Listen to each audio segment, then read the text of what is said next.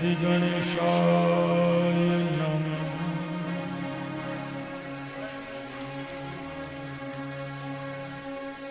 બધા એક કામ કરીએ, તમારી વાતો પૂરી થઈ જાય મને કહેજો, પછી આપણે કથા શરૂ કરીએ. કેમ લાગે છે? બે ભેગું શક્ય નથી ભાઈ. કાં તો વાતો કરીએ આપણી, અને કાં તો વાતો સાંભળીએ ભાગવત ભગવાનની, કાં તો ઠાકોરજીની વાતો સાંભળીએ. તો આ તો સાંભળો, 24 કલાક અને જીવન આખું આ આપણી લૌકિક માયામાં આપણે અટવાયેલા છીએ.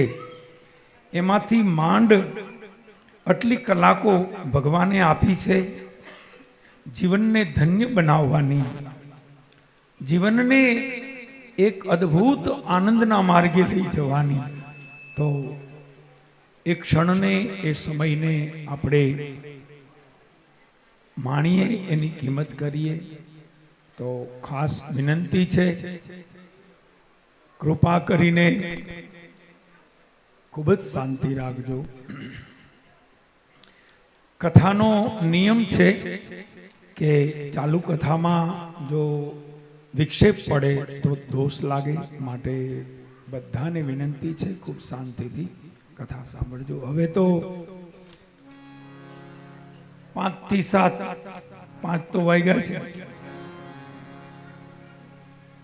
એટલે બાકીનો સમય ખૂબ શાંતિથી આપ શ્રવણ કરજો.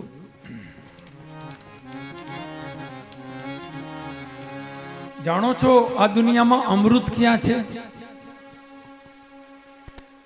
આ દુનિયામાં અમૃત એક જ જગ્યાએ છે, સ્વર્ગમાં નથી. સ્વર્ગમાં છે એ પણ તુચ્છ છે. તમને કથાની જ વાત કહી દઉં. સુખદેવજી જ્યારે કથા કહેવા આવ્યા ત્યારે દેવતાઓ અમૃતનો ઘડો લઈને આવ્યા. એમ કહ્યું કે આ અમૃત અમે તમને આપીએ, અને તમે જે કથાનું અમૃત આપવાના છો એ કથાનું અમૃત તમે અમને પીવડાવો.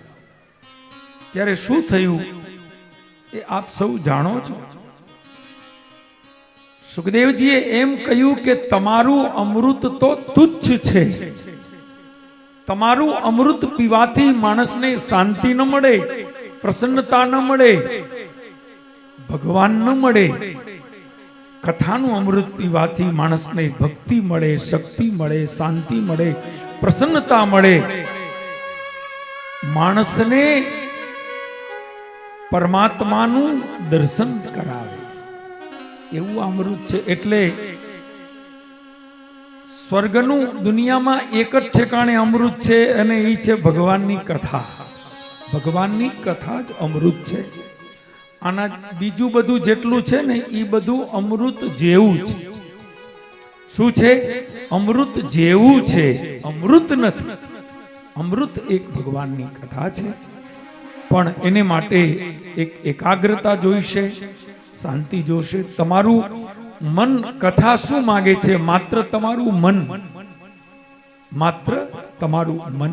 આપણી પાસે 3 વસ્તુ છે, તન, મન અને ધન. પણ કથાને શું જોઈએ છે?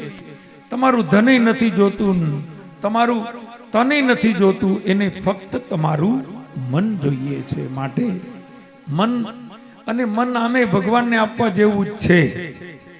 બાકી તો બીજે ક્યાંય બહુ આપવા જેવું નથી.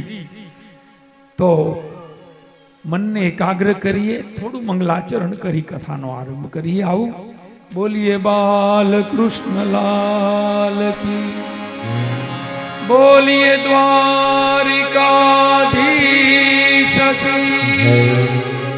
એકવાર પ્રેમથી જય જયકાર કરો, મોટા અવાજ. બોલીએ દ્વારિકાધીશ કી, બોલીએ ભાગવત ભગવાન કી. ઓમ નમઃ પાર્વતી પતયે હર હર મહાદેવ.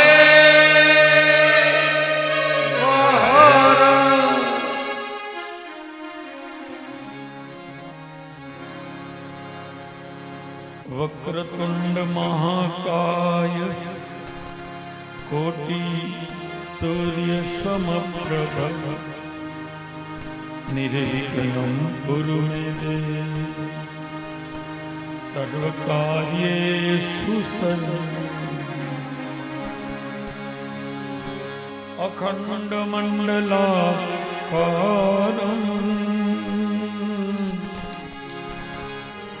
व्याप्तं येन चराचरं तत्पदं दर्शितं येन तस्मै श्री गुरवे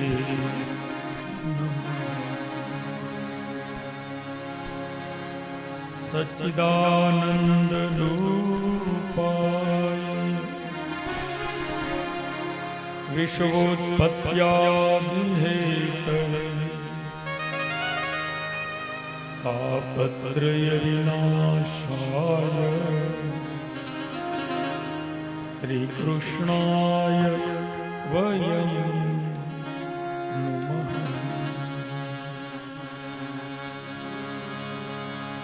कृष्णाय वासुदेवाय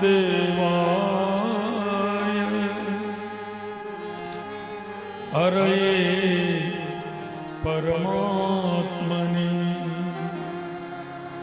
प्रणतक्लेश नाशाय गोविन्दाय नमो नमः। कृष्णं नारायणं वन्दे कृष्णं वन्दे व्रजप्रियं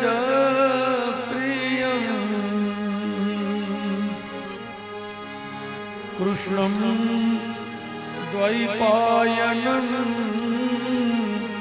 वन्दे कृष्णं वन्दे पृथा श्री कृष्ण गोविंद हरे राम हे नाथ नारायण वासुदेव बसवा मृत में गोविंद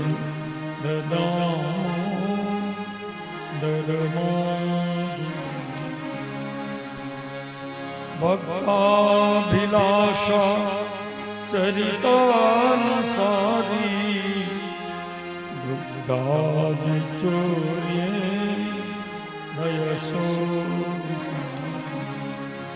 कुमारिका नन्दितघोषणानि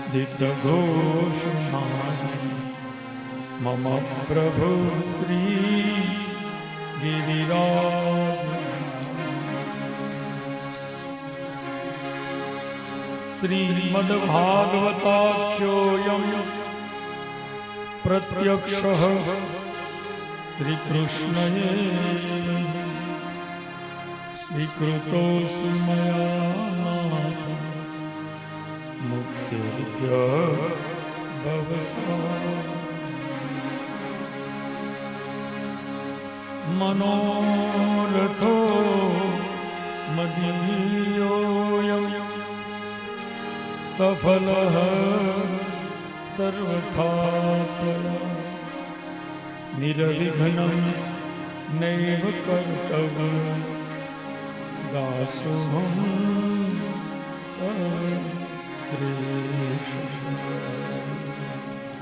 दासोऽहं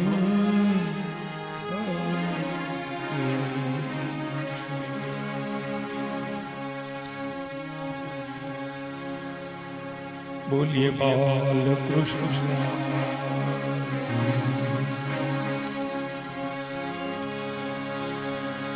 आओ 2 મિનિટ હરિનામ સંકીર્તન કરી કથામાં આગળ ચાલીએ। રાધે ગોવિંદ એ ભજો રાધે ગોવિંદ રાધે ગોવિંદ ભજો રાધે ગોવિંદ राधे गोविंद भजो राधे गोविंद राधे गोविंद भजो राधे गोविंद राधे गोविंद भजो राधे गोविंद राधे गोविंद भजो राधे गोविंद राधे गोविंद भजो राधे गोविंद राधे गोविंद प्रेम से बता बोली राधे કથામાં મૌન રાખવાનું છે પણ ધૂનમાં બોલવાનું ફરજિયાત. હાથની તાલી પાડી ભાવથી પ્રેમથી બધા બોલે.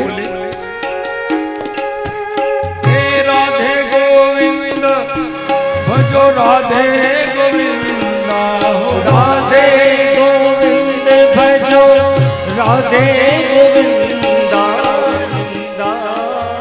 राधे गोविंद भजो राधे गोविंद राधे गोविंद भजो राधे गोविंद हे राधे राधे राधे राधे राधे गोविंद भजो राधे गोविंद राधे गोविंद भजो राधे गोविंद राधे गोविंद भजो राधे गोविंद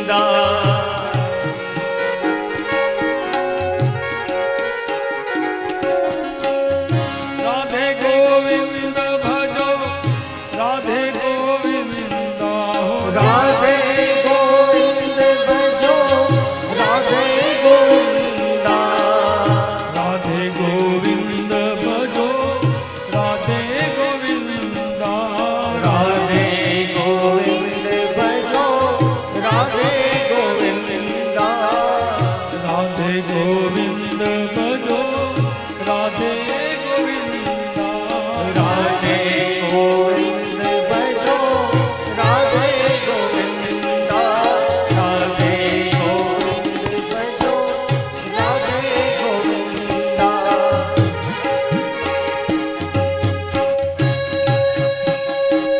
जय हो.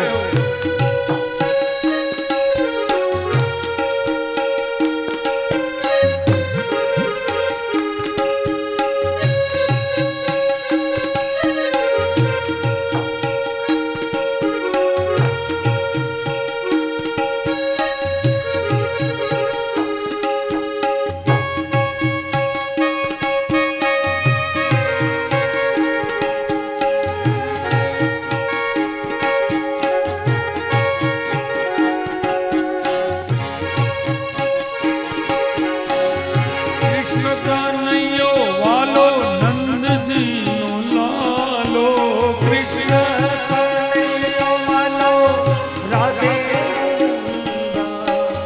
कृष्ण कन्हैयो वालो नंदजी नो लालो कृष्ण कन्हैया वालो नंदजी नो लालो कृष्ण कन्हैयो वालो नंदजी नो लालो कृष्ण कन्हैया वालो नंदजी नो लालो मुरली बजावे मने लागे प्यारो प्यारो ओ मुरली बजावे मने लागे प्यारो प्यारो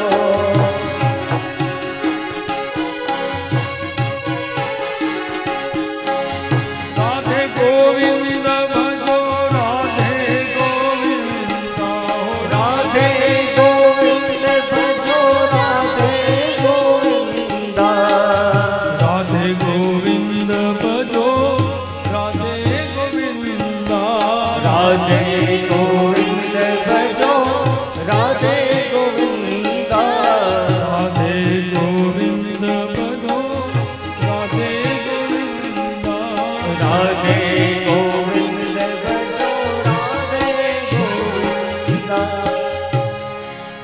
बोलिए बाल.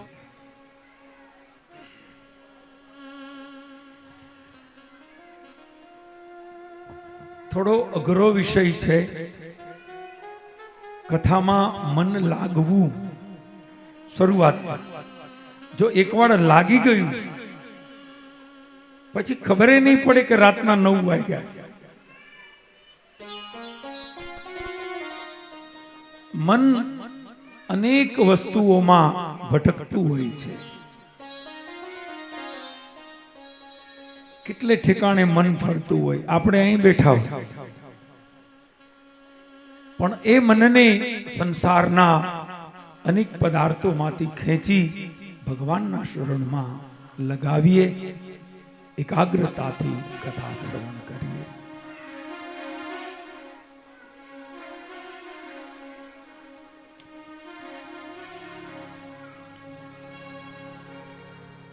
આજે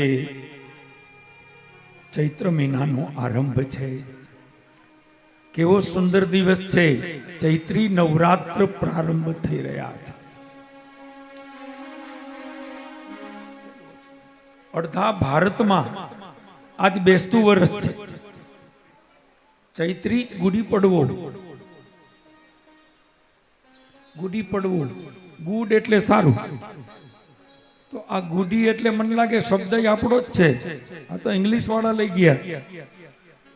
આપણે કઈ ને good luck, good bye, good morning.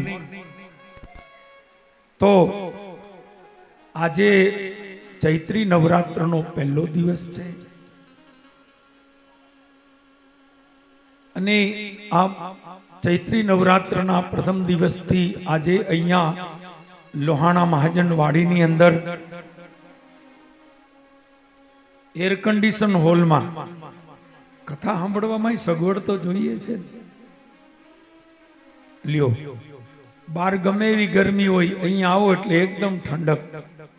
કથાની ઠંડક તો મળશે પણ એ તો અંદર ઉતરશો તો મળશે. પણ અહીંયા તો હોલમાં આવશો એટલે એસીની ઠંડક મળશે. ધન્ય છે ધામેચા પરિવાર. અમારા પરમ સ્નેહી શ્રી દિનેશભાઈ ધામેચા અને એમના ધર્મપત્ની મીનાબેન, એમનો મનોરથ કે ભાઈ અમારા ઘરમાં ધામેચા પરિવારમાં એકવાર ભાગવત ભગવાન પધારે. ઘણા સમયનો એમનો મનોરથ આજે પૂર્ણ થયો. મહિનાઓથી તૈયારીઓ ચાલતી હતી. મહિનાઓથી આપણે બધી ગોઠવણ વ્યવસ્થા કરતા હતા. અત્યારે એ સમય આવી પણ ગયો અને કથાનો આરંભ પણ થઈ ગયો. એનો અર્થ એ થયો કે હવે નિર્વિઘ્ને આપણું કાર્ય પૂર્ણ થશે. બધાને આવો યોગ નથી મળતો. મેં જિંદગીમાં 850 કથા કરી છે. 850. ઘણે ઠેકાણે મુહૂર્ત કઢાવ્યા હોય પણ મહિનો આડો રહીએ ત્યાં વિઘ્ન આવે. 15 દી આડા હોય ત્યારે વિઘ્ન આવે. અરે ઘણીવાર 8 દિવસ આડા હોય, 5 દી આડા હોય ને વિઘ્ન આવે. ન થઈ શકે. એટલે સત્કાર્ય આપણે મનોરથ કરીએ, મનમાં ઈચ્છા કરીએ, પણ એ પૂરું કરવું એ ઠાકુરજીના હાથની વાત છે. એની કૃપા હોય તો થાય. તો એટલું ચોક્કસ કહી શકાય કે આજે ધામેચા પરિવારના પિતૃઓના પુણ્ય પાક્યા છે. એને મોક્ષ આપવાની વાત તો પછી કરજો. પહેલી વાત તો ઈ છે કે ધામેચા પરિવારના પુણ્ય હોય ને તો જ એના પરિવારમાં ભાગવત કથાનું આયોજન થાય. નહીતર આ જમાનામાં બીજા આયોજન બધા બહુ થાય, એન્જોય કરવાના. ત્યારે શબ્દ આવી ગયો છે ને, એન્જોય. તો પુણ્ય હોય તો સત્કર્મ થાય. બાકી સવારથી ઉઠીએ ત્યારથી લઈ રાત્રે સુવા સુધી બધુંય થાય. જય શ્રી કૃષ્ણ ન બોલાય, એની કૃપા હોય તો બોલાય, બાકી સત્કર્મ ન થાય. તો સત્કર્મ થાય, થઈ રહ્યું છે, થાય છે તો માનજો કે ભગવાનની કૃપા છે. ઈશ્વરની કૃપા હોય તો જ સત્કર્મ થાય. બીજા બધાય પ્રોગ્રામ થશે, બાકી એક માળાય નહીં થાય. ટ્રાય કરી જોજો, એની કૃપા હશે તો થશે. તો આજે ધામેચા પરિવાર સદભાગી છે. અમારા દિનેશભાઈ અને મીનાબેન, એમનો પવિત્ર શુભ મનોરથ, એમની સાથે એમના દીકરા અને વહુ પણ એમનાથી વધી જાય એવા છે. મારા આશીષભાઈ અને ડોલીબેન, જેટલો ઉત્સાહ દિનેશભાઈ અને મીનાબેન ને છે એનાથી જાજો તો ડોલીબેન ને છે. ડોલીબેન ને તાળીઓથી વધાવવા પડે. હવે અત્યારે તો બધું, જો કે પહેલેથી આમ જ આયેલું આવે છે, પણ અત્યારે તો હવે બહેનોની વાહે જ દુનિયા હાલે છે. અને બહેનો સૂચના વાળા હોય, વ્યવહારિક હોય. વ્યવહારની વાત આવે ને એટલે ભાઈઓ એના ઘરવાળા સામે જુએ કે હું કરશું, એટલે ઘરવાળા એમ કે તમે શાંતિ રાખજો, તમે દોઢા થતા નહીં, હું બધું કરીશ. ઈ હું કરીશ ને એમાં જ દુનિયા બધી હાલે છે. ઈ પાછું તમે ન માનો તોય ડખો થાય. ભાઈઓ બે સમજે છે ને, ભાઈઓ બધા જો એમ કરીને ન કરો તો ઘેરે વારો નીકળે. કોને દોઢા કર્યા હતા? બેનો વ્યવહારિક હોય, બેનોમાં ઝીણવટ હોય, બેનોનો ઉત્સાહ હોય. આટલા વર્ષથી હું કથા કરું છું, પોથયાત્રા નીકળે ને એ શરૂઆતમાં આગળ બે વાજા હોય ને, પછી ભાઈઓ ને, પછી અમારો રથ હોય, પછી બહેનો હોય. ઈ બધું બદલી ગયું. એને 40 વર્ષ થયા. થોડીક વાર આમ રથ હાલે, પછી બહેનો હવની મોર હોય, બેન્ડ વાજા વાળાની આગળ હોય, ઈ પછી ભાઈઓ હોય ને, ઈ પછી હવની વાહે અમારો રથ હોય. એટલે ઈ વસ્તુ જો સારું જુઓ તો બહેનોનો ઉત્સાહ છે, બહેનોનો ઉમંગ છે. અને એ ઉમંગ છે તો જ આનંદ છે. અને આનંદ છે તો એ ભગવાનનું સ્વરૂપ છે. મજા નહીં હો, આનંદ. ફર્ક છે, મજા પણ અલગ છે, જલસો પણ અલગ છે, સુખ પણ અલગ છે, અને આનંદ પણ અલગ છે. આનંદ શબ્દ ક્યાં લાગે? ભગવાનનું કાર્ય હોય એમાં જ આનંદ શબ્દ લાગે.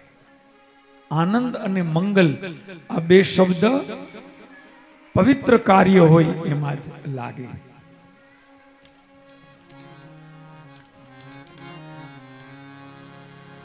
આપણે બોલીએ છીએ ને, નંદ ઘેરા આનંદ ભયો, જય કનૈયા લાલ કી. એવું બોલાય છે કે નંદ ઘેરે જલસો થયો, મોજ આવી. નંદને ઘેરે આનંદ થયો. ધ્યાન દેજો, ઈ આનંદ એટલે શું? ઈ આનંદ એ જ ભગવાન છે, એ આનંદ એ જ ઈશ્વર છે. એ આનંદ, એ પરમાનંદનું ભજન કરો અને જે સુખ મળે એ જ આનંદ છે. ભક્તિ કરતા જે તમને પ્રસન્નતા થાય છે એ આનંદ છે. એટલે કહે છે ને, જો આનંદ સંત ફકીર કરે,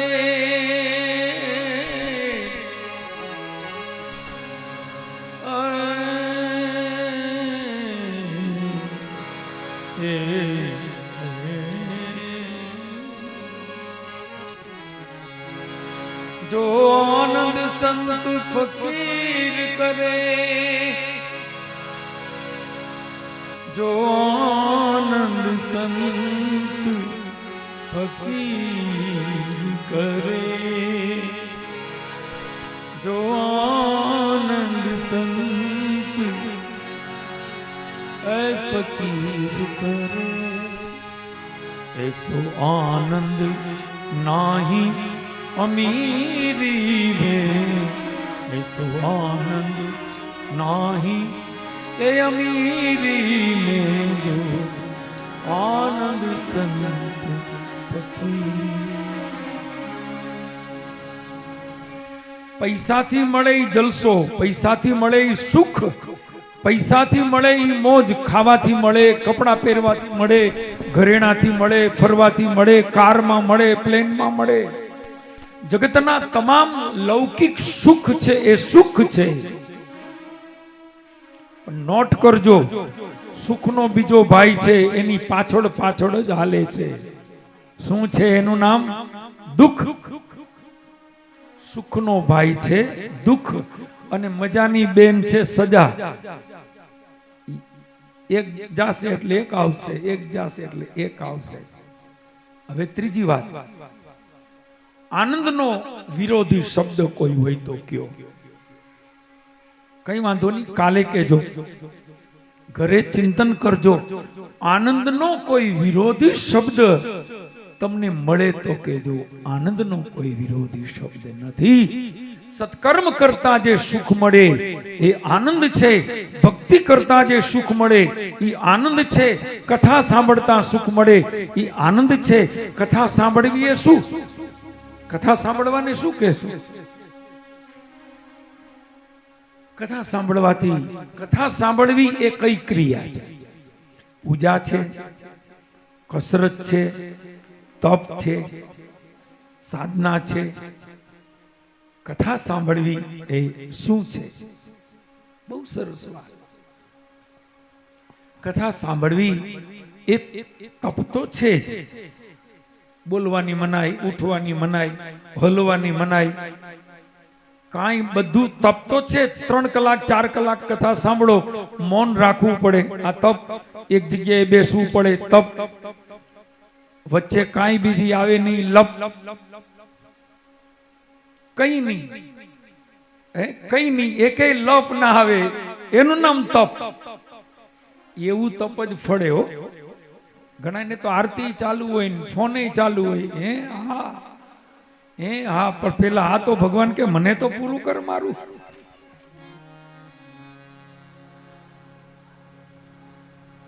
શિયાળાનો દિવસ હતો. એક વૈષ્ણવ ઠાકોરજીની સેવા કરતા હતા. ભગવાનને થાળીમાં પધરાવી નવડાવે છે. એમાં કાગળ આવ્યું, જૂના જમાનાની વાત.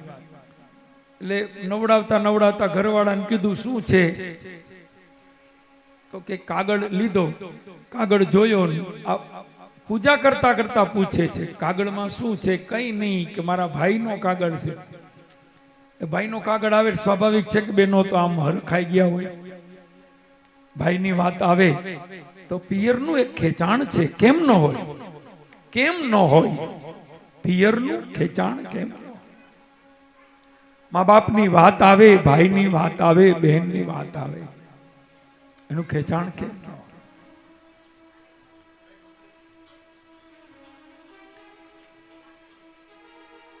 તો આ વૈષ્ણવ વડીલે કહ્યું કે તારા ભાઈનો કાગળ છે, શું લખે છે? તો કે કઈ નહીં, ઈ એમ લખે છે કે મારા લગ્ન છે ને તમારે વહેલા આવવાનું છે, તમારે 1.5-2 મહિનો વહેલા આવવાનું છે. જીજાજી મોડા આવશે તો હાલશે. એમાં જીજાજી ખીજાણા, હું 2 મહિના મોડો, તારે ત્યાં શું કામ છે? બેનો નહીં બધા કામ હોય. એમાં જીજાજી ખીજાણા. એક બાજુ ભગવાન થાળીમાં ઠંડી ટાઈડમાં પોષ મહિનાની, આ 2 જણા બાઈજા. ભગવાન કે મને તો આમાંથી બહાર કાઢો, આ મને આ ઠંડીમાં તમે આવી રીતે ઠારો છો.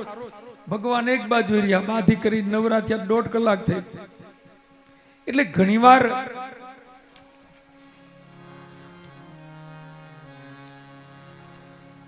તપ કરવા બેસો, એમાં જો લપ આવી જાય તો આપણું તપ એ તપ નથી રહેતું. તો કથા એ તપ છે, કથા એ ઉપાસના છે, કથા એ સાધના છે. અને છેલ્લો અસલ એનો જવાબ સાંભળજો, કથા એ ભજન છે. તમે કથા સાંભળવા બેઠા છો, હકીકતમાં તમે ભગવાનનું ભજન કરવા બેઠા છો.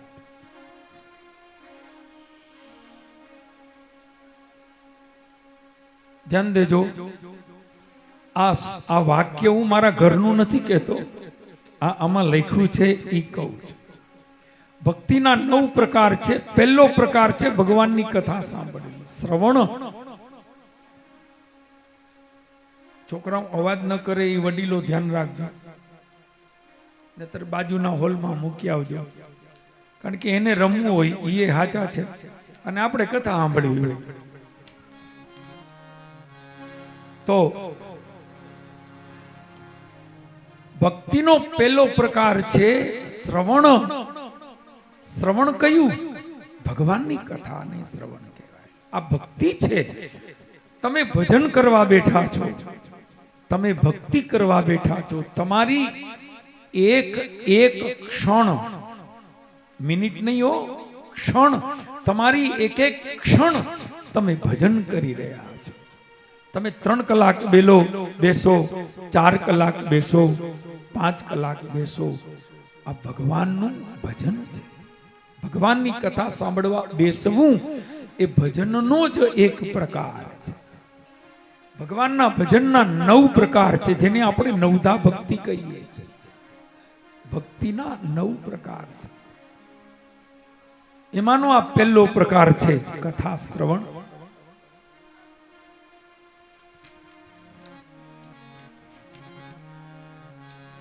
તો કથા સાંભળતા જો તમને સુખ મળે તો ઈ આનંદ ગણાશે, ઈ મજા કે જલસો નહીં ગણાય, કારણ કે આ ભજન છે, આ ભક્તિ છે, આ ઉપાસના છે.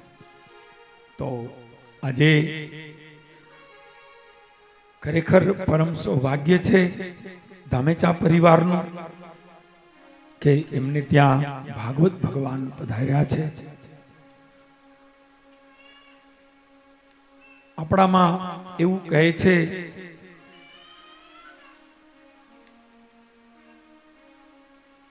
કે પેઢીઓના પુણ્ય હોય ત્યારે ભાગવત એના પરિવારમાં પધારે છે. અનેક જન્મના પુણ્ય હોય ત્યારે ભાગવત સાંભળવાનો ભગવાન મોકો આપે છે. તો અહીંયા તો ભાગવતજી તમારા ઘરે પધાર્યા છે. ભાગવતજી એટલે શું? પહેલો પ્રશ્ન થાય કે ભાગવત એટલે શું?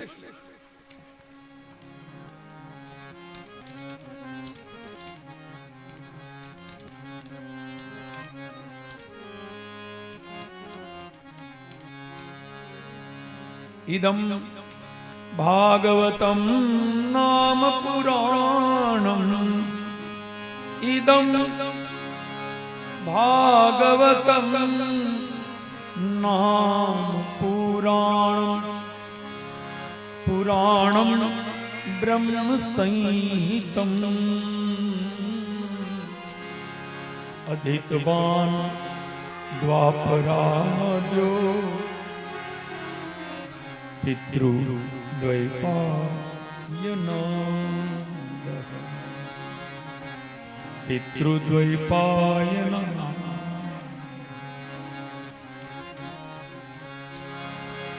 એક ભાગવતમ નામ પુરાણમ,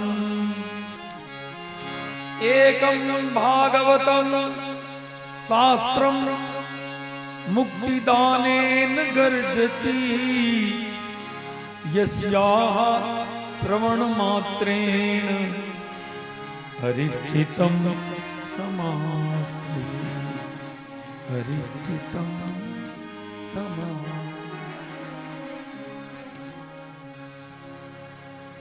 એકમ આપણા જે પત્રિકા લખી છે ને એમાં શ્લોક લખ્યો,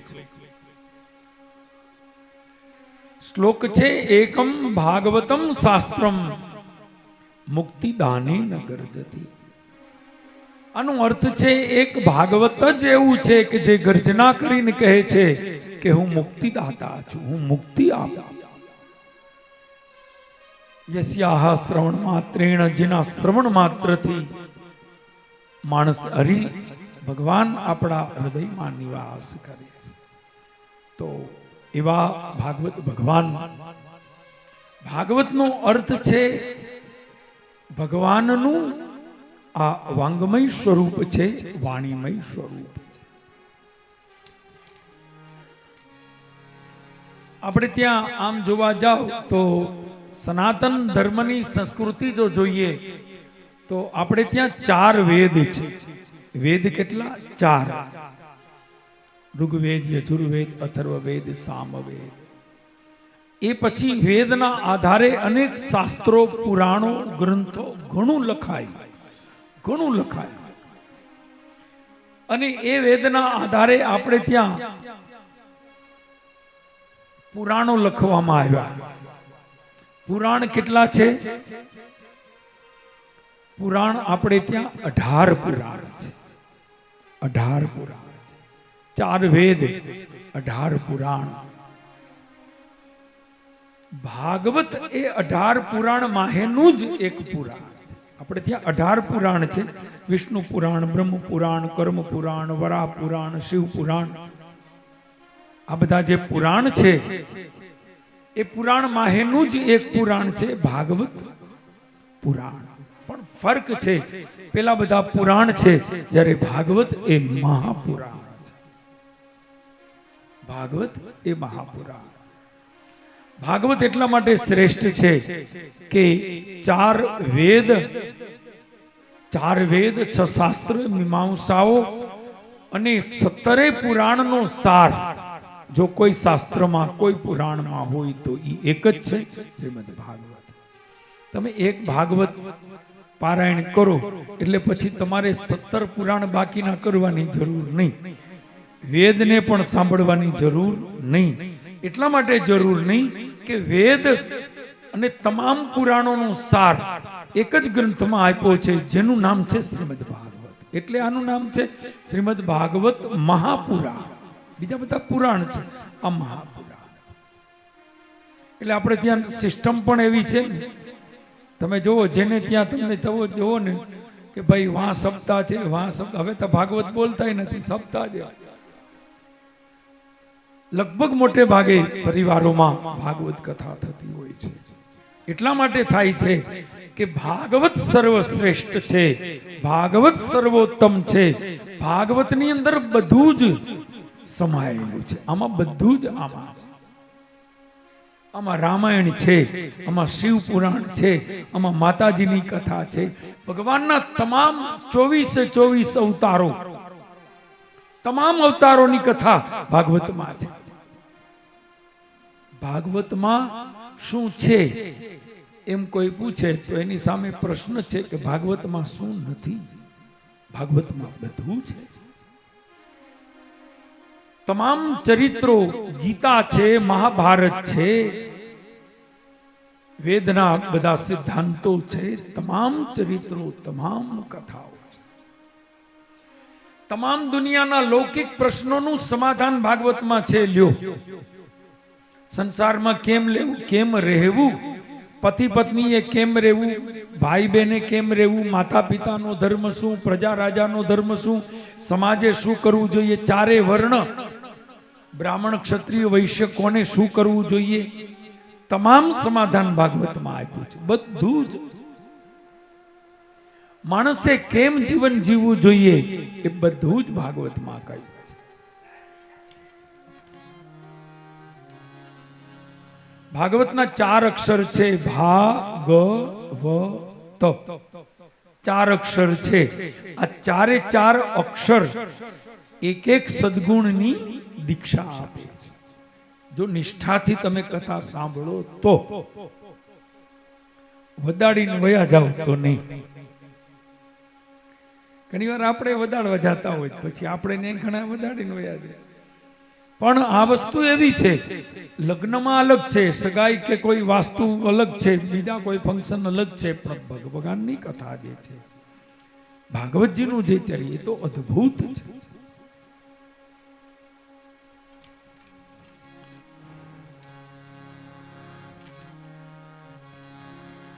4 અક્ષર છે ભાગવત. આ 4 અક્ષર એક સદગુણની દીક્ષા આપે છે. ભ અક્ષર છે એ ભક્તિની દીક્ષા આપે છે. ગ અક્ષર છે એ જ્ઞાનની દીક્ષા આપે છે. વ અક્ષર છે એ વૈરાગ્યની દીક્ષા આપે છે. ભક્તિ, જ્ઞાન અને વૈરાગ્ય, અને છેલ્લો અક્ષર છે જે સૌથી મહત્વની વસ્તુ છે, ત્યાગ. ત્યાગ. ત્યાગ. તમે જો એકાગ્રતાથી કથા શ્રવણ કરો, એકાગ્રતાથી અનુષ્ઠાન કરો તો ત્યાગ કરવો ન પડે, એની મેળે થઈ જાય. છોડવું ન પડે, એની મેળે છૂટી જાય. મજા એની છે. ઘણીવાર ધરાહાર છોડીએ ને તો પાછું ગામ આખામાં ગાઈએ, મેં તો આ છોડ્યું, છૂટતું નહોતું, કેમ છૂટ્યું એની તાકી કથા કરી. ભાઈ નથી કથા સાંભળવી. તકલીફ એ છે માણસ જે સત્કર્મ કરે એની જાહેરાત કરે ને એટલે એનું પુણ્ય ઘટી જાય. પુણ્ય કરો, ખૂબ કરો, લેકિન જાહેરાત મત કરો. જાહેરાત કરવાથી પુણ્યનો નાશ થાય. જેની જાહેરાત કરવી જોઈએ એની કરતા નથી. પાપની જાહેરાત કરવાથી નાશ થાય. બેયમાં છે. તોરેલે કીધું ને, પાપ તારું પ્રકાશ, જાડેજા ધર્મ તારો સંભાળ. પાપની જાહેરાત કરી દે,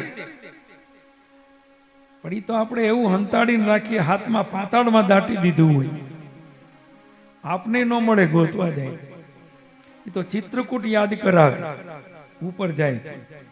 આ આપણે હતા આમાં. હા, તો જેને કહીએ એકરાર. એકરાર હે કે ભાઈ ભૂલનો સ્વીકાર કરીએ, એકરાર કરીએ કે આ મારી ભૂલ છે અને હું એ ભૂલનો સ્વીકાર કરું છું. સામાન્ય આપણે તો ભગવાનની આગળ માફી જ માંગીએ કે ભૂલ થઈ ગઈ, હવે તમે માફ કરી દો. સંતો માફી તો માગે છે પણ એમ કે ના, ભૂલ કરી એની સજા આપો, મને એની કોઈ ફરિયાદ નથી. તો પાપ તારું પ્રકાશ, જાડેજા ધર્મ તારો સંભાળ. તો હું જવાબદારી લઉં છું કે તારી બેલડીને બુડવા નહીં દઉં. તારી બેલડી, તારી જે નૌકા છે એને ડૂબવા નહીં દઉં.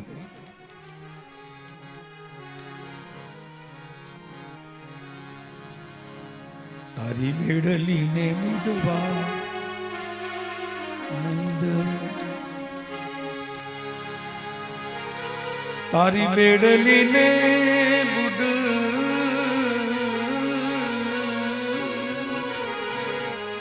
બેડલીને બુડવા નહીં દઉં. જાડેજા એમ તો રાખે છે, હો જીરે એમ તો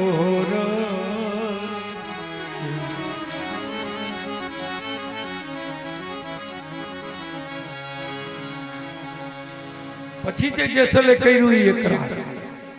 એકરાર કર્યો તો જેસલ જાડેજો સંત તરીકે પૂજાણો. એક દુષ્ટ પાપી ક્રૂર માણસ પણ જો એકરાર કરીને જો ચરણ સ્વીકારી લીધું તો એનો ભેડો પાર. અત્યારે જેસલ પીર બનીને પૂજાય એ સંતના સંગની તાકાત. સંતનો સંગ કરે.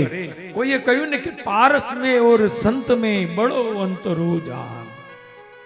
પારસ में और संत में बड़ो अंतरो जान. પારસ એટલે પારસમણી, જે લોઢાને અડે એટલે સોનું કરે. પારસમણી લોઢાને અડે એટલે સોનું થઈ જાય. પણ કવિએ કહ્યું કે પારસમાં અને સંતમાં ઘણું અંતર છે. શું કે પારસ તો કંચન કરે और સંત કરે આપ સમાન. પારસ તો ખાલી સોનું કરે પણ સંત તો એના જેવો બીજો સંત બનાવે. સંત તો એના જેવો કરે. આ સંતની તાકાત.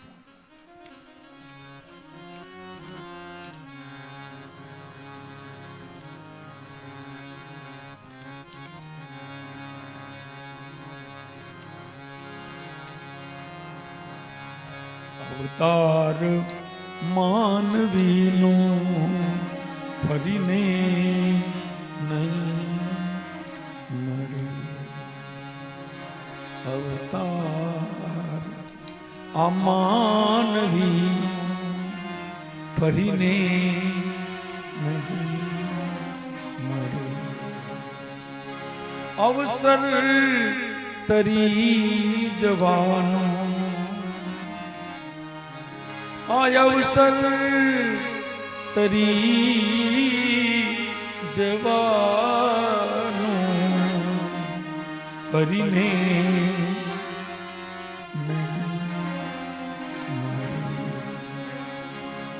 અવતાર એ માનવીનું ફરીને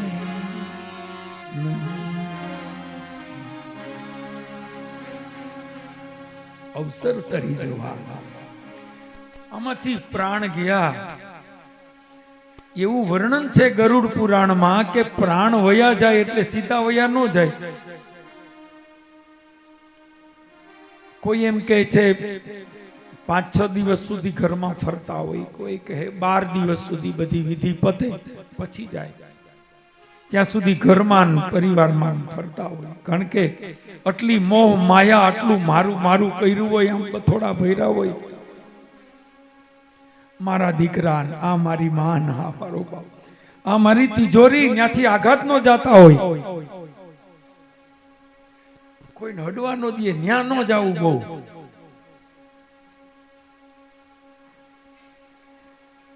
પછી જીવ નીકળે ને, હકીકતમાં જીવ નીકળ્યા પછી એને એમ થાય કે હું ક્યાં આવી ગયો. પછી એનું શરીર જોવે કે મારું શરીર પડ્યું છે, કોશિશ કરે એના શરીરમાં પાછા જવાની કોશિશ કરે. હું પાછો મારા શરીરમાં વયો જાઉં, જઈ શકતો નથી. બહુ કોશિશ કરે છે પણ જઈ શકતો નથી. બધા રડે છે, બધું જુએ છે, પત્ની, પુત્ર, પુત્રી, દીકરા, વહુ, પરિવાર, કુટુંબ, મા બાપ બધા રડે છે, જુએ છે, પણ અફસોસ કંઈ કરી શકતો નથી. જીવ જોઈ શકે, કંઈ કરી ન શકે. જેવો આમાંથી પ્રાણ ગયા સમજી લેજો, પછી જય શ્રી કૃષ્ણ નહીં બોલાય. બોલાશે? ઓલા બોલશે રામ બોલો ભાઈ રામ, જીવથી નહીં બોલાય. એ બોલવા જશે તો ઓલા યમના દૂતો કે એ તો પ્રોગ્રામ પૂરો. હવે જ્યારે ટાઈમ હતો ત્યારે લીધું નહીં, સમય હતો ત્યારે બોલ્યો નહીં. હવે મૌન. હવે તું પુણ્ય ન કરી શકે અને પાપ પણ ન કરી શકે. હવે પાપ પુણ્ય તમામ કર્મોથી તું અલિપ્ત છો. જ્યાં સુધી તારા પ્રાણ તારા દેહમાં હતા ત્યાં સુધી તું તમામ કર્મ કરવા સ્વતંત્ર હતો. સારું વિચારી શકતો હતો, સારું બોલી શકતો હતો, સારું કાર્ય કરી શકતો હતો. ત્યારે કર્યું નહીં. અને હવે પસ્તાવા સિવાય કઈ છે? જીવને એટલો પસ્તાવો થાય છે કે થોડોક ટાઈમ આપો તો હું 5 માળા તો કરી લઉં. આજે પેલું નોરતું છે, ભલે ને પેલું નોરતું હોય, તારે હવે ઓરતું પૂરું તારું. જ્યાં સુધી શરીરમાં પ્રાણ છે ત્યાં સુધી જ આપણે આપણી ઈચ્છાના માલિક છીએ. જેવા દેહમાંથી પ્રાણ નીકળ્યા એટલે ઘરના ભગવાનનું નામ લઈએ તો ભલે, ઈ બધા જય શ્રી કૃષ્ણ કે રામ રામ બોલે તો ભલે, આપણાથી કઈ. પણ કેવી દુઃખની વાત છે, આપણો જ ખરખરો હોય, આપણા જ બેસણાનો પ્રોગ્રામ હોય, ગામ આખું ભેગું થયું હોય, સગા સંબંધી ભેગા થયા હોય, એકેય ભગવાનનું નામ ન લે. ખાલી આમ મોઢું આમ હોગ્યું કરીને બેઠા હોય, આમ કરે, જય શ્રી કૃષ્ણ રામ રામ. કોક તો વળી કડીક થાય તો મોબાઈલ કાઢીને જોઈ લઈએ. કોક એમાં થોડીક વાર જે લાંબુ બેહવાનું હોય ને એની તો વાતું ચાલુ થાય. શું લાગે છે હમણાં શેર બજારમાં, શું લાગે છે હમણાં? એમ નહીં કે 5 મિનિટ ભગવાનનું નામ લઈએ. જો જમાનો કેવો થઈ ગયો. એક જમાનામાં તો શોક લાંબા લાંબા હાલતા હતા, હવે તો લાંબા શોકનો ટાઈમ નથી. નો ટાઈમ. હવે તો એક જ પ્રોગ્રામ, ખરખરો ખરેખરો ખરખરો ખરખરો પૈતો એટલે પ્રોગ્રામ પૂરું. તમે કોક ને ઘેરે કહેવા જાઓ કે બે એવા આવું તો કે હવે તમે ફોન કર્યો એમાં આવી ગયું.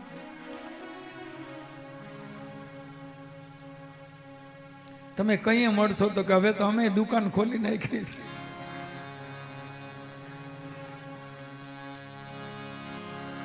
અવસર તરી જવાનો ફરીને નહીં.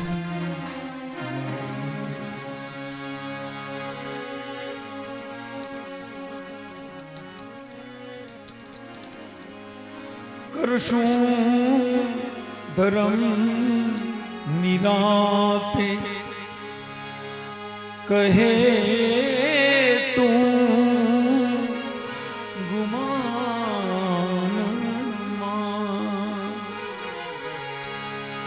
કરશું ધર્મ નિરાતે. ધર્મની વાત આવે તો કહીએ કે નિરાતે નિરાતે. હજી તો વાર છે, હજી તો નાના છીએ. પણ આમાં ક્યાં કોઈને ગેરંટી આવે છે કે તમે 70 વર્ષ, તમે 75, તમે 80? એ તો ખબર નથી પડતી. હવતી મને એક ભાઈ કે મને એવી ભગવાનના આગળ મારે એક પ્રશ્ન કરવો છે ને એવી ફરિયાદ છે. મેં કીધું શું? મને કે આ કઈ આપણે કોઈ કીધા, કોઈને કીધા વિના સીધે સીધા ઉપાડી લે. હા, એમને ગમે ત્યાંથી ઉપાડી લઈએ, ગમે ત્યારે ઉપાડી લઈએ. કમસે કમ મહિનાથી પહેલા તો કહેવું જોઈએ, કઈક હમું નમું કરી લઈ, કઈક વ્યવસ્થા કરવી હોય તો કરી લે. હા, અધરો અધર ગમે ત્યાં આમ રસ્તામાં ઉપાડી લઈએ, કોકના ખરખરામ ગયા હોય ત્યાંથી ઉપાડી લઈએ. પ્રશ્ન વિચારવા જેવો તો છે. તમને એમ લાગે છે કે હાડું થોડોક ટાઈમ તો દેવો જોઈએ? લાગે છે તમને? મને લાગે, પણ એમાં આપણું કઈ આવે એમ? કમસે કમ અઠવાડિયું દઈએ તો આપણે તેમ થાય કે એપ્લિકેશન થતી હોય તો ક્યાંક કરીએ કે પ્રભુ કંઈક અઠવાડિયાનો ટાઈમ તો આપતા હોય તો આમાં કંઈક હમાનામાં તો થઈ જાય. કંઈક વિલ બિલ કરવા હોય પણ નહીં. ખબર નહીં પલકી ઓર બાત કરે કલકી. ક્યારે છોડેલો શ્વાસ પાછો નહીં લેવાય.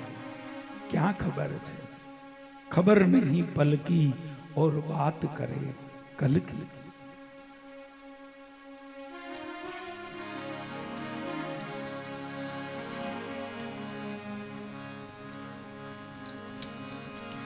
કબીર મહારાજ એક બહુ સરસ ભજન લખ્યું. ડર તો રે લાગ્યો એક દિન કો, ડર તો રે લાગ્યો એક પલ કો, એ સાયાજી અમને ડર તો રે લાગ્યો એક પલ.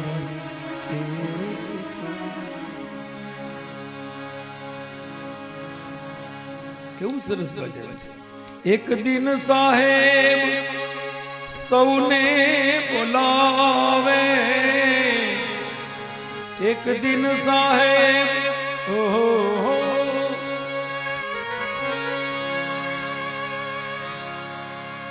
કબીર મહારાજે ભગવાનને સાહેબ કહ્યા.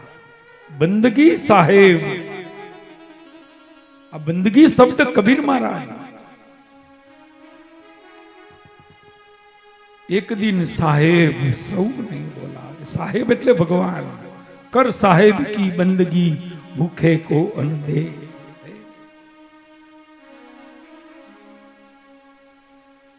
કબીર મહારાજે તો કેટલું સાહિત્ય છે ને કેવું કેવું સુંદર કહ્યું છે. કબીરા કુવા એક હે પનિહારી અનેક, બર્તન સબ ન્યારે ભये पानी सब में एक. कबीरा खड़ा बाजार में सबकी मांगे खैर, ना काहू से दोस्ती ना काहू से बैर. શું કબીર મહારાજ, આહા, જો એના વિચારોની કેવડી મોટી તાકાત. કબીર મહારાજના વિચારોની પરંપરાથી એક આખો સંપ્રદાય કબીર સંપ્રદાય ઉભો થયો. ઓહો હો, કેટલી ઊંચાઈ, કેવડી ઊંચાઈ હશે એ માણસની. આખો એક કબીર સંપ્રદાય, બંદગી સાહેબ. શું શબ્દ લખ્યા છે. એક દિન સાહેબ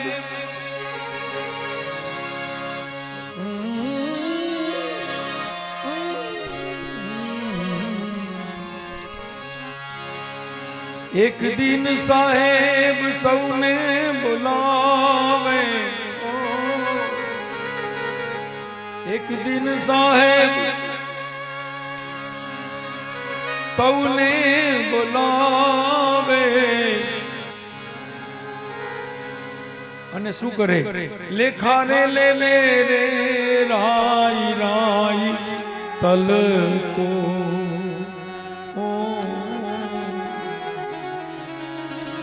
ए साया जी अमने डर तो लागो,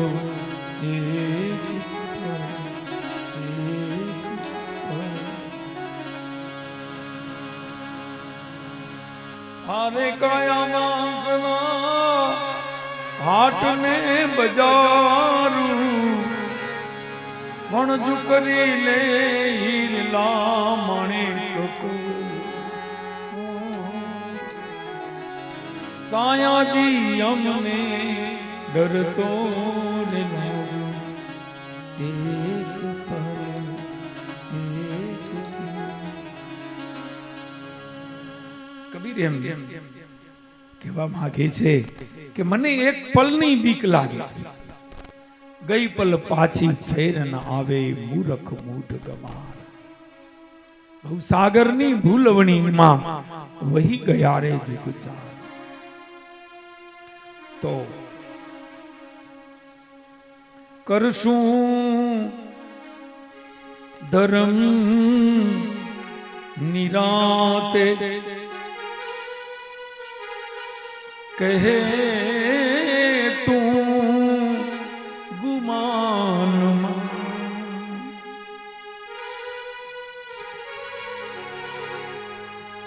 પણ જે જાય છે ઘડી તે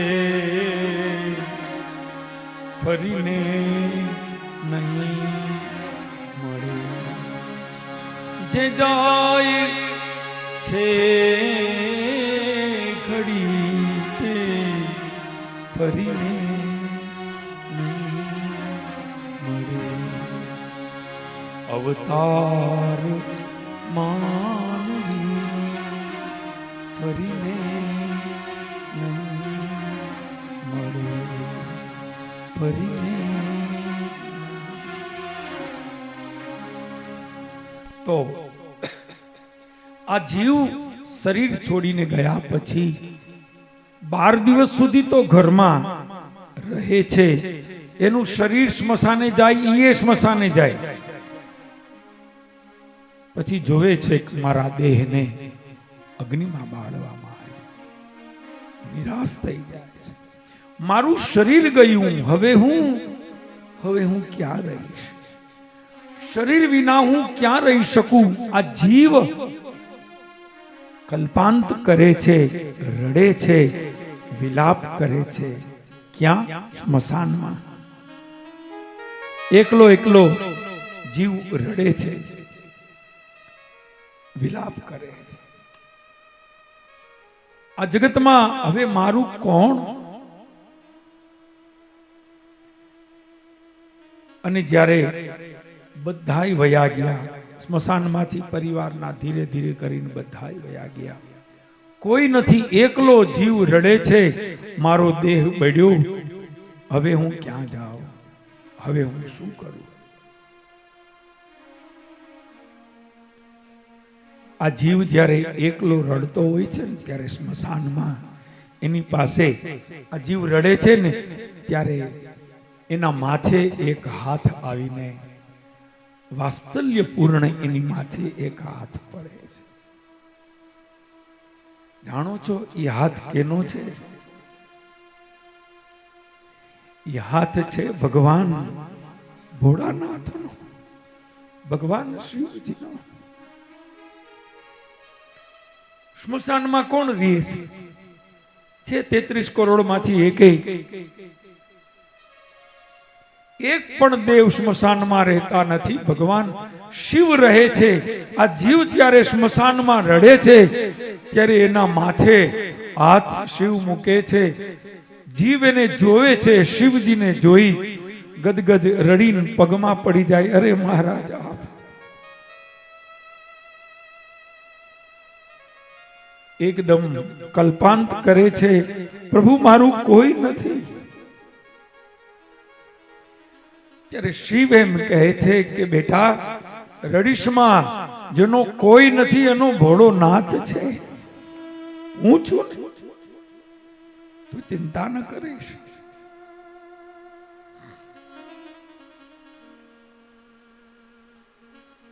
જીવ કહે છે મહારાજ પણ હું તો તમને નહોતો માનતો, હું તો માતાજીને માનતો હતો, હું તો ઠાકોરજીને માનતો હતો, હું તો ફલાણા ભગવાનને માનતો હતો. શંકર ભગવાન કહે છે બેટા ચિંતા ન કર, એ બધા રૂપ અલગ છે, મૂળ તત્વ તો એક જ છે. ઠાકોરજી ઈ છે, ભોળાનાથ ઈ છે. ઠાકોરજી ને શિવજી જુદા છે. ભાગવતમાં એમ લખ્યું છે, ઘરની વાત હું એકેય કરીશ નહીં, ક્યારે મારા મનની વાત હું ક્યારેય નહીં કરું. જે આમાં લખ્યું છે પ્રમાણભૂત છે અને એ જ બોલાય. આ વ્યાસપીઠ ઉપરથી એ જ બોલવાનો વક્તાને અધિકાર છે.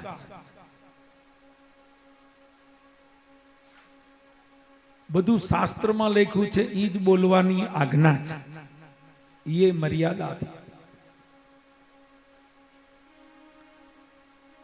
ભાગવતમાં લખ્યું છે જગતમાં કોઈ નહોતું ત્યારે એક નારાયણ હતા અને નારાયણે પોતાના અંગમાંથી 2 સ્વરૂપ બીજા ધારણ કર્યા. નારાયણે જ 2 રૂપ બીજા લીધા, એક બ્રહ્મા અને એક શિવ. ભગવાન વિષ્ણુના જ આ 3 સ્વરૂપ છે, બ્રહ્મા વિષ્ણુ અને મહેશ. 3 સ્વરૂપ શું કામ લીધા? વ્યવસ્થા માટે. બ્રહ્મા સર્જન કરે, વિષ્ણુ પાલન કરે, શિવજી વિસર્જન કરે. વ્યવસ્થા માટે 3 રૂપ ધારણ કર્યા. મૂળ તત્વ તો એક જ છે, નારાયણ. બ્રહ્મા એનું સ્વરૂપ છે, શિવ પણ એનું સ્વરૂપ. વ્યવસ્થા માટે 3 રૂપ લીધા છે અને એ 3 માંથી તો 3 કરોડ થયા, 33 કરોડ થયા. મૂળ તો તત્વ એક જ છે, પછી રૂપ જુદા છે.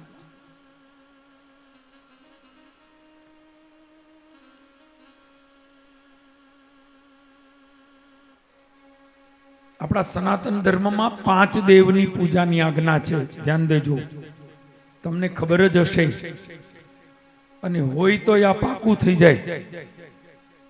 પંચદેવની પૂજા આપણા સનાતન ધર્મની અંદર છે. એક પ્રત્યક્ષ દેવ છે સૂર્યનારાયણ. રોજ તમે એને માનો તોય ભલે, નો માનો તોય ભલે. ઈ કે તું નો માનતો કઈ નહીં, હું તો તને માનું. સૂર્યદેવ પ્રત્યક્ષ દેવ છે. અને બીજા 4 આપણી પૂજામાં ગણપતિ, ભગવાન વિષ્ણુ, માતાજી અને ભગવાન ભોળાનાથ. ગણપતિ, નારાયણ, માતાજી અને શંકર ભગવાન, આ 5 દેવની પૂજા આપણા સનાતન ધર્મની અંદર પંચદેવની પૂજા કરવાની આજ્ઞા આપી છે.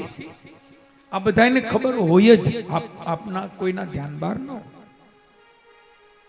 પણ કથામાં જઈએ તો બધું પાકું થાય, મજબૂત થાય કે ના બરોબર, બેટરી ચાર્જ થઈ જાય. જ્ઞાન નથી, જ્ઞાન છે જ, પણ કથામાં જઈએ તો આપણી બેટરી ચાર્જ થઈ જાય. કેમ મોબાઈલ ની બેટરી હાંજે ઉતરી જાય છે? મોબાઈલ ની ક્યાં વાત કરો, આપણી ઉતરી જાય. હાંજે 12 વાગે ટીંગાઈ રહ્યા હોય, બગા ઉપર બગા.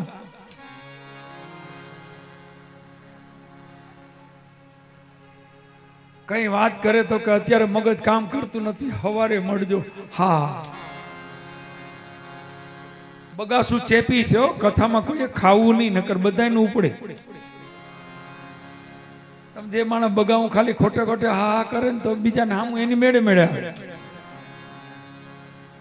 આપણું શરીર પણ એક પ્રકારનો મોબાઈલ છે. રાત્રે સૂઈ જવું એ એક પ્રકારની ચાર્જિંગની પ્રોસેસ છે, એક પ્રકારનું ચાર્જિંગ છે. વાયરિંગની જરૂર નથી, ઓટો મોડ ઉપર છે. તમે સૂઈ જાઓ એટલે ઊંઘ આવે એટલે શરીરમાં શક્તિ આવે, તાકાત આવે, બુદ્ધિ, શક્તિ, જોવું, સાંભળવું, બધા દેવતાઓ એકદમ તાજા થઈ જાય સવારે. અને જેવું ચાર્જિંગ થઈ જાય, સાંભળો, જેવું શરીર ચાર્જ થઈ જાય એટલે સવારે એનો ટાઈમ થાય એટલે ફટ કરતી આંખ ખુલી જાય. તમને ઉઠાડે છે કોણ? કોણ ઉઠાડે છે? ભગવાન ઉઠાડે છે, સુવડાવે છે, ઈ જગાડે છે. ઈ એનો સમય થાય એટલે આંખ ખુલી જાય. આપણે કઈક હવે લાવો, જે કામ બાકી હતા એ હમણાં બધા કરી નાખો. તો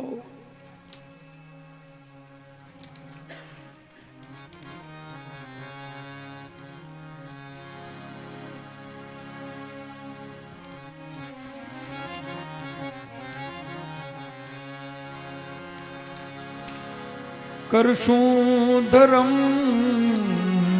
રાતે કહે તું ગુમાનમાં.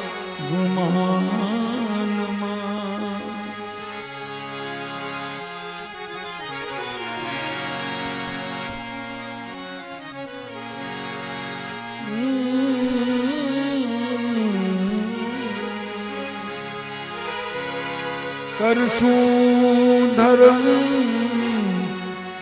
એ નિરાતે કહે તું ગુમાનમાં.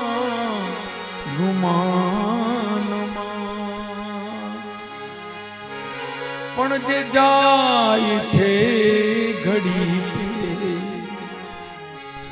પણ જે જાય છે ઘડી તે ફરીને નહીં મળે.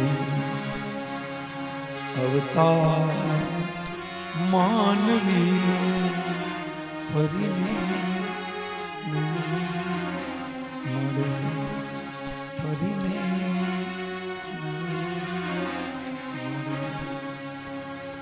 તો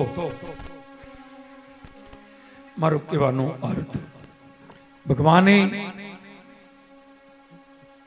મનુષ્ય દેહ આપ્યો છે એ માત્ર ભવસાગર તરવા માટે છે, આત્મકલ્યાણ માટે છે. આપણે બીજું જે કરીએ ને એ બધું એક્સ્ટ્રા છે. એને બદલે આપણે ભગવાનની પૂજા અને ભજન એક્સ્ટ્રામાં કરતા હોય. એક્સ્ટ્રા ટાઈમ હોય તો માળા કરીએ, નવરાશ મળે તો પૂજા કરીએ, નકર તો પૂજા ઠેકાડી દે. પ્રભુ માની લેજો, ભગવાન કે છૂટકો છે, તારા ઘરમાં બેઠો.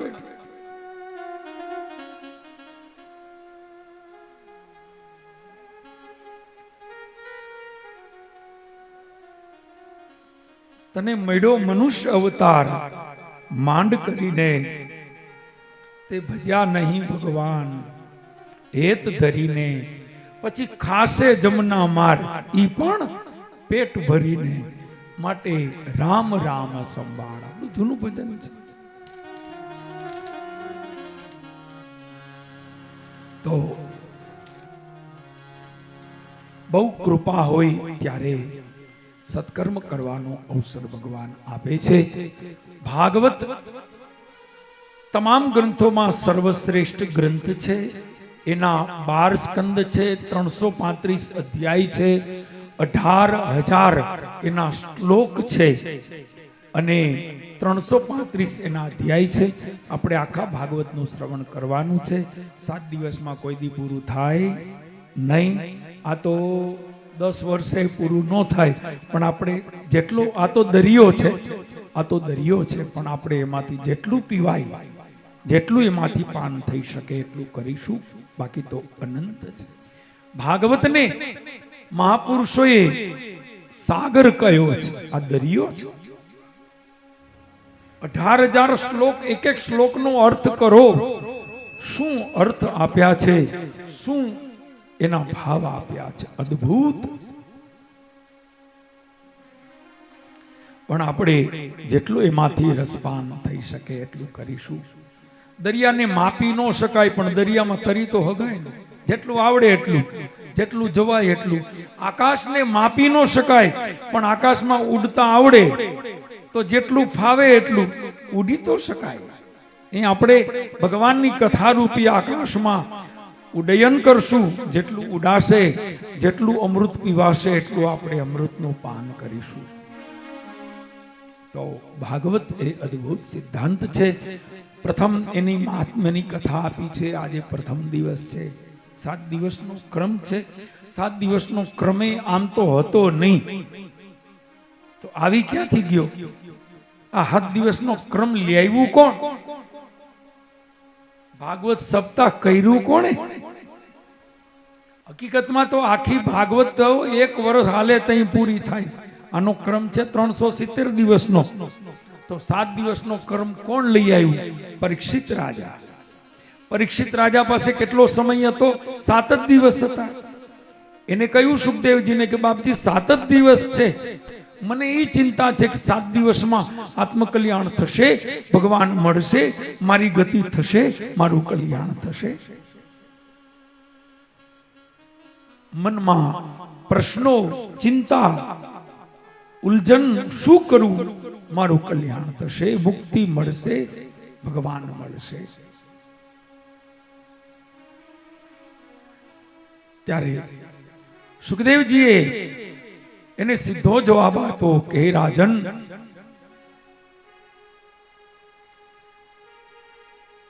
તારા પ્રશ્નનો પહેલા જવાબ સાંભળી લે. જોજો સુખદેવજીનો જવાબ. 7 દિવસમાં ભગવાન મળે?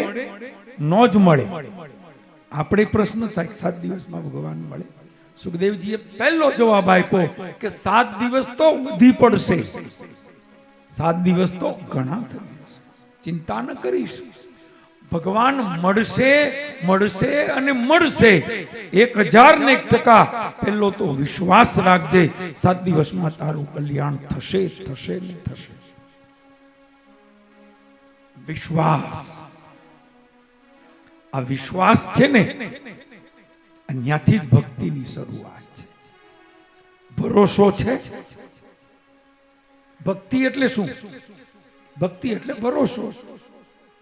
ભક્તિનો એક અર્થ જ ભરોસો છે.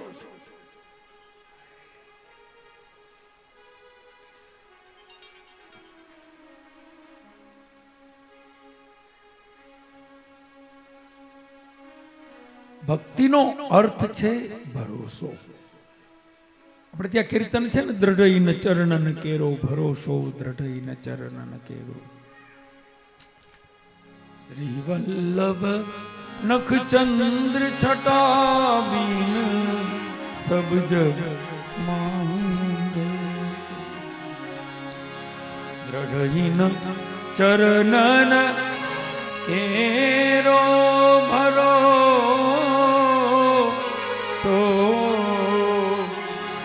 દ્રઢઈન ચરણ કે સાપમાં પદ ની દ પ મ પ ની પ મ પ ગ મ ગ.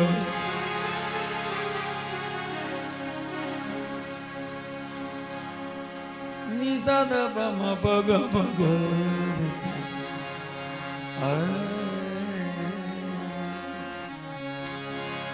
साधन और नहीं कली में साधन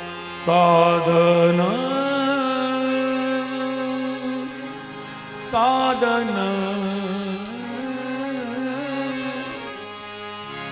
साधन और नहीं कली में जासो होत निवेड़ो निवेड़ो सुर कहाँ पर विविध आंधो सुर कहाँ विविध बिना मोल को चेरो ये भरोसो दृढ़ चरण के ભક્તિનો અર્થ જ ભરોસો છે. ભક્તિ કરો ને ભરોસો ન હોય તો ન કરતા. ઘણા ભક્તિ બહુ કરે, ભરોસો જરાય નામે ભરોસો નહીં. ભક્તિનો અર્થ છે વિશ્વાસ. વિશ્વાસ એટલે શંકર ભગવાન, શ્રદ્ધા એટલે પાર્વતી ભવાની શંકરો વંદે. શ્રદ્ધા વિશ્વાસ રૂપીનો રામાયણજીનો શ્લોક છે પ્રારંભનો. ભવાની શંકરો વંદે શ્રદ્ધા વિશ્વાસ રૂપીનો. ભવાની એ શ્રદ્ધા છે, શંકર ભગવાન એ વિશ્વાસ. આપણા શાસ્ત્રોમાં બધું જીવનમાં સુખી થવાનો એક જ રસ્તો છે વિશ્વાસ. આ ભરોસે આખી દુનિયા હાલે છે, ભરોસે જ હાલે છે. આજે કઈ વેપાર ધંધા ભરોસે, આ જે કઈ છે વિશ્વાસે જગત ચાલે છે. અને વિશ્વાસ હોય તો ભગવાન આપણું કામે કરે છે, નથી કરતા? આપણા બધાયનો અનુભવ છે, ભગવાન રોજ આપણું કામ કરે છે. ક્યારેક ક્યારેક નહીં, રોજ ભગવાન અનેક વાર આપણા કામ, ભગવાનની ખૂબ કૃપા અને ડગલે ને પગલે આપણે અનુભવીએ છીએ. આપણે શબ્દ વાપરું છું, આપણે સૌ એને અનુભવીએ છીએ.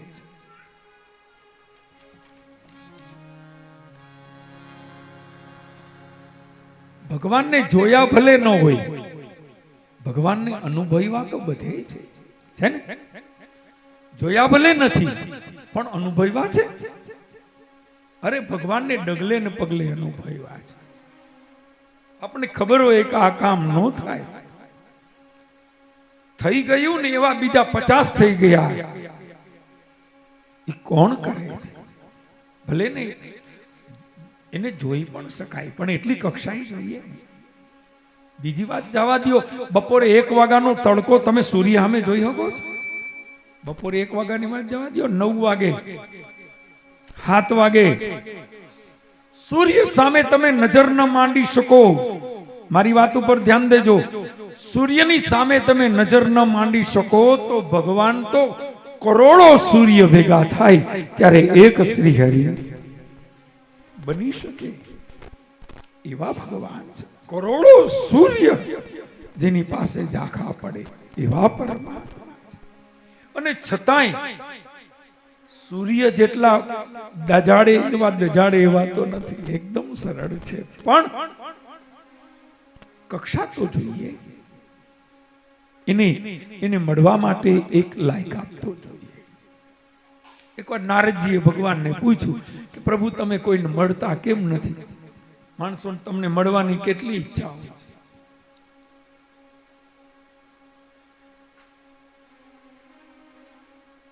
ભગવાને કહ્યું કે ભાઈ હું તો મળવા તૈયાર છું, લોકોને મળવું જો હોય તો મને કઈ વાંધો નથી. આલ્યો તમે લોકોને પૂછી આવો, જાઓ લોકોને પૂછી લ્યો કે ભાઈ એમ નો કહેતા કે તમારે ભગવાનને મળવું છે કે નહીં, એને એમ કહેજો કે તમારી શું ઈચ્છા છે. ભગવાને મને તમારી પાસે મોકલ્યો છે અને તમારી જે ઈચ્છા હોય એ ભગવાન પૂરી કરશે. તમારી એક ઈચ્છા પૂરી કરશે, એનું નામ લખી લેજો, એની ઈચ્છા લખી લેજો, એના મોબાઈલ નંબર લખી લેજો. એવું લાગતું હોય તો મારે જરૂર નથી.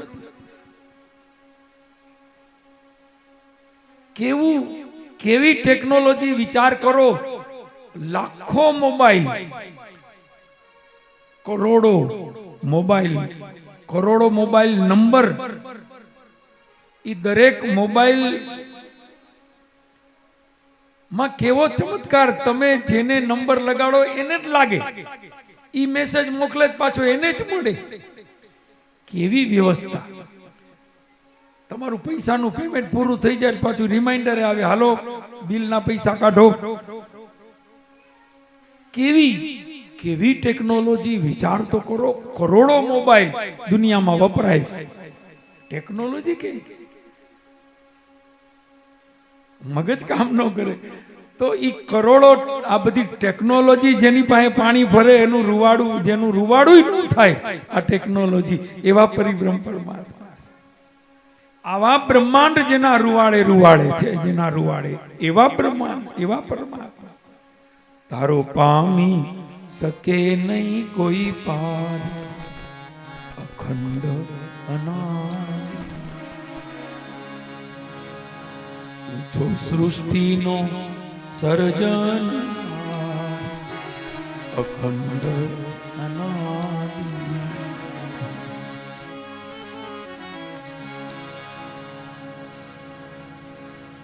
તો આ બધું તો હમણાં આવ્યું, પણ ભગવાન પાસે તો આ બધું એનું કોમ્પ્યુટર, કેટલા લોકો દુનિયામાં છે, જેટલા મનુષ્યો છે એટલા જીવજંતુઓ છે, આકાશમાં રહેનારા, ધરતીમાં રહેનારા, પાણીમાં રહેનારા, એ બધાયનો હિસાબ ભગવાન આગળ છે. તો એનું કોમ્પ્યુટર કેવડું હશે? એનો હિસાબ કિતાબ બધું એના ધ્યાનમાં છે. કબીરે કહ્યું ને કે કીડી કે પાँव में नेपुर बजता वो भी साहेब सुनता है. कबीरનું ભજન છે, કીડી કે पाँव में नेपुर बजता वो भी साहेब सुनता है. तो मुल्ला होकर बांग पुकारे तो क्या साहेब बेरा है? भगवान बेरो છે? બૂમો પાડવાની ક્યાં જરૂર છે?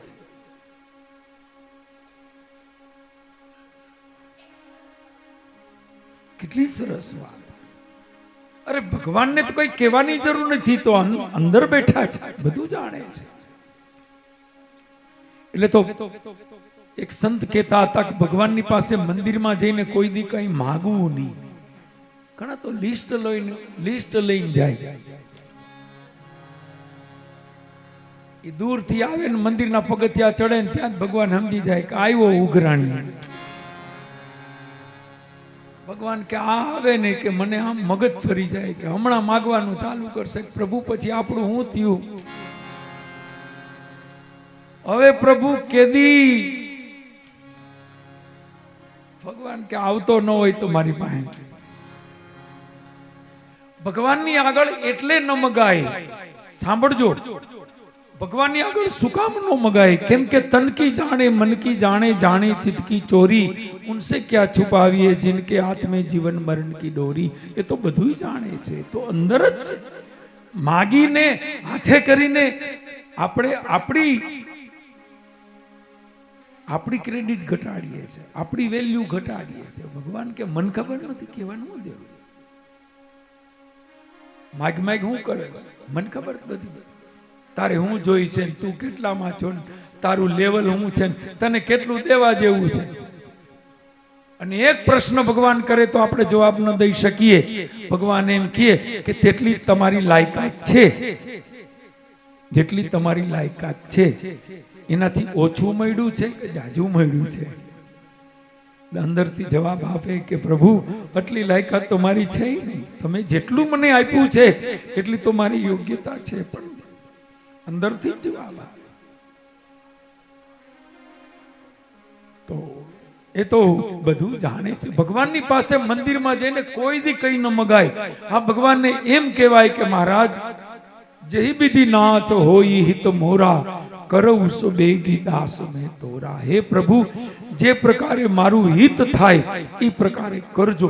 કયા પ્રકારે થાય મન નથી ખબર, તમને જેમ ઠીક લાગે. હે મહારાજ, જેમ તમને ઠીક લાગે એમ આપ કરજો.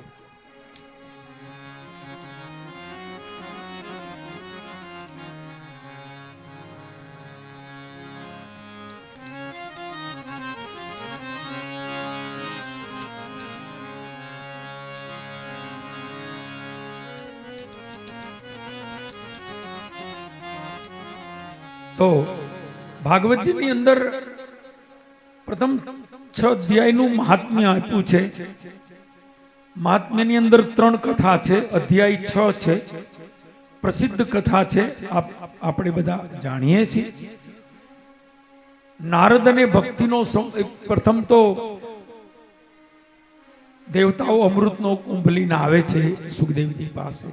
બીજો પ્રસંગ નારદ અને ભક્તિનો છે. ત્રીજો પ્રસંગ ધુંધુકારીનો છે. બહુ સરસ કથા છે.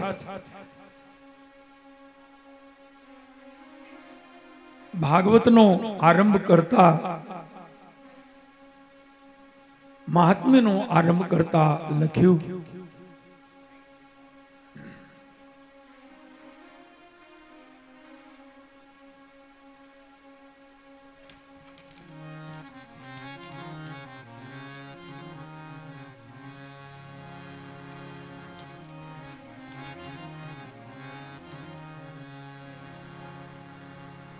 જ્યારે સુખદેવજી કથા કહેવા માટે ગંગા કિનારે પધાર્યા ત્યારે દેવતાઓ સ્વર્ગનું અમૃત લઈને આવ્યા અને કહે છે કે મહારાજ, આ સ્વર્ગનું અમૃત અમે તમને આપીએ, તમે પરીક્ષિતને આપો, અને કથાનું જે અમૃત છે એ તમે અમને આપો. મને અમૃતની અદલા બદલી. આ પણ અમૃત છે, કથા પણ અમૃત છે, ભગવાનની કથા પણ અમૃત છે. પણ ધ્યાન દેજો, ભગવાનની કથા જ સાચું અમૃત છે. ત્યારે સુખદેવજીએ કહ્યું કે હે દેવતાઓ, બંને અમૃત છે, પણ બે અમૃતમાં ફરક છે. તમારા સ્વર્ગનું અમૃત પીવાથી માણસને માત્ર આયુષ્ય મળે, આત્મ શાંતિ ન મળે. તમારા સ્વર્ગનું અમૃત પીવાથી માણસને દર્દ ન મટે, દુઃખ ન મટે, ખરાબ વિચાર દૂર ન થાય, માણસની બુદ્ધિ નો સુધરે. સ્વર્ગનું અમૃત પીવાથી બીજો કોઈ ફેરફાર ન થાય, માત્ર આયુષ્ય થાય, અમરત્વ મળે. જ્યારે ભગવાનની કથાનું અમૃત પીવાથી માણસને બુદ્ધિ, શરીર, મન, વિચાર આ બધું પવિત્ર બને, માણસ સદાચારી બને છે અને એને પરમાત્માના દર્શન થાય છે. એટલે ભગવાનના કથાના અમૃતની પાસે તો તમારું અમૃત તુચ્છ છે. આ પ્રસંગ પ્રસિદ્ધ છે. સુખદેવજીએ કહ્યું, તમે એમને કથા સાંભળવા બેસી ગયા હોત તો કઈ આ કઈ કથા સાંભળવાનો કઈ ચાર્જ નથી, કોઈ પણ કથા સાંભળી શકે છે. પણ તમે બતાવવા આવ્યા કે અમે એમ નથી, અમે આમ કઈક છીએ, એટલે જાઓ. શક્ય નથી. અને તમે કથામાં બેસી શકો એમ નથી, કારણ કે તમારા મનમાં અહંકાર છે. અહંકાર તમને શાંતિથી બેસવા ન દે. આગળ બીજો પ્રસંગ ભક્તિ માતા અને નારદજીનો કહ્યું છે. ભક્તિ આમ તો આ સૂચિત અર્થમાં કથા છે, સમજજો. ભક્તિ એ કોઈ સ્ત્રી નથી. આમાં વર્ણન શું આપ્યું છે? ભક્તિ એક સ્ત્રી છે, એને બે દીકરા છે, એનું નામ છે જ્ઞાન અને વૈરાગ. તમે કોઈને નામ આપી શકો કે આ ભાઈનું નામ જ્ઞાનભાઈ છે, ને આ ભાઈનું નામ વૈરાગભાઈ છે, ને આ બેનનું નામ ભક્તિબેન છે. ભક્તિબેન ઘણા નામ હોય, પણ એ ગુણ છે, એ સ્વરૂપ છે. જ્ઞાન એ સ્વરૂપ છે, તત્વ છે. ભક્તિ નામ પાડવાથી ભક્તિ નો થઈ જાય. ઘણી વાર ભક્તિમાં જ ભક્તિ ન હોય. એટલે ભક્તિ નામ પાડવાથી ભક્તિ નથી આવી જતી. ભક્તિ એ તત્વ છે, ઈશ્વર કૃપા હોય તો મળે. ભક્તિ નામ પાડવાથી ભક્તિ આવી જતું હોય તો બધા જ નામ પાડે. નામ પાડવાથી એ વસ્તુ આવવી એ તો કુદરતી છે.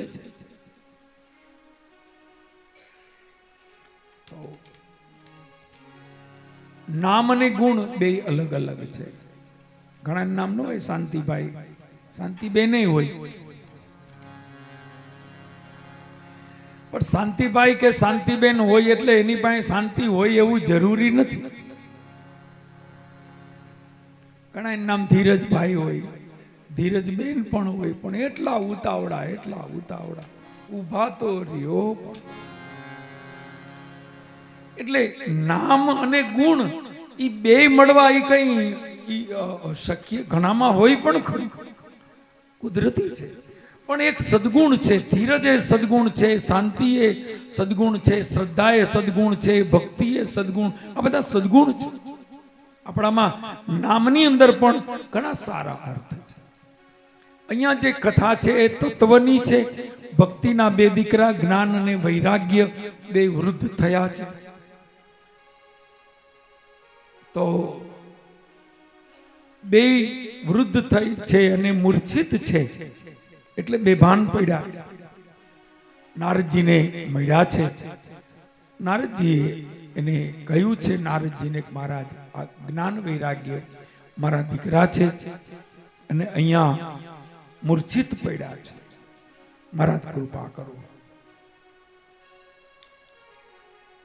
તત્વથી જુઓ તો ભક્તિ એમ કહે છે કે હું યુવાન છું ને મારા દીકરા વૃદ્ધ છે. કોઈ દી આવું ન બને, માં વૃદ્ધ હોય ને દીકરા યુવાન હોય, એવું બને. અહીંયા ઉલટું છે, દીકરા વૃદ્ધ છે, માં જુવાન છે. અને ગમે એટલું જ્ઞાન હોય, ગમે તેટલો વૈરાગ હોય, ગમે તેટલો શ્રેષ્ઠ વિશેષ ગમે તેટલો, પણ ભક્તિ આગળ એની વેલ્યુ શું છે? ભક્તિ આગળ એની વેલ્યુ શું છે? ભક્તિના ઈ દીકરા છે. ગમે એટલું જ્ઞાન છે, ભક્તિ આગળ એને વન પગમાં પડવું પડે. ગમે એવો વૈરાગ હોય, પણ ભક્તિના ચરણમાં એને ઝૂકવું પડે. આ ત્રણેય ઈશ્વર પ્રાપ્તિ માટેના સાધનો છે, જ્ઞાન, વૈરાગ અને ભક્તિ. ઈશ્વરને મેળવવાના ત્રણેય માર્ગો છે, જ્ઞાન, વૈરાગ અને ભક્તિ. પણ આ ત્રણેયમાં ભક્તિ શ્રેષ્ઠ છે. શું કામ? કારણ કે ભક્તિ અને આપણે બધા ભક્તિ માર્ગના બધા આપણે પથિકો છીએ. કદાચ કોઈ નો પણ હોય, કોઈ જ્ઞાન માર્ગ વૈરાગ માર્ગના, પણ મોટે ભાગે આપણે ભક્તિ માર્ગના. એટલા માટે કે આપણે છેલ્લે ભગવાનને એમ કહીએ, ત્વમેવ માતા જ પિતા ત્વમેવ. અમને કાંઈ ખબર પડતી નથી, અમને કાંઈ આવડતું નથી, જે કંઈ બધી આપની કૃપા છે, ભૂલચૂક થઈ હોય તો માફ કરજો. આ ભક્તિ માર્ગ અને હાલવા જેવો માર્ગ ભક્તિનો છે. બાકી બીજા માર્ગમાં ચાલવાની ના નથી, પણ ભૂલ થશે તો સજાઈ ભોગવવી પડશે.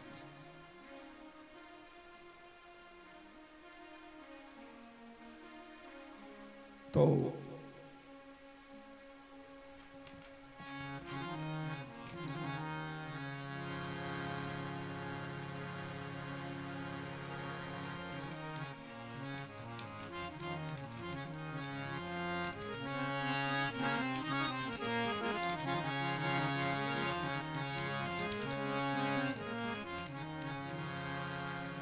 ભક્તિને વિશેષ પ્રાધાન્ય આપણે ત્યાં શાસ્ત્રો, પુરાણો, તમામ ગ્રંથોમાં આપવામાં આવ્યું છે. ભક્તિનો અર્થ છે પ્રેમ, ભક્તિનો અર્થ છે ભાવ. ભગવાનની ભક્તિ કરવી એટલે ભગવાનને પ્રેમ કરવો. ઠાકોરજીની સેવા કરતા હોય તો ભક્તિ ભાવ છે. એને ઉઠાડવા, એને ઉડાવવા, એને ભૂખ લાગે જમાડવા, એને રમાડવા, આ ભક્તિ ભાવ.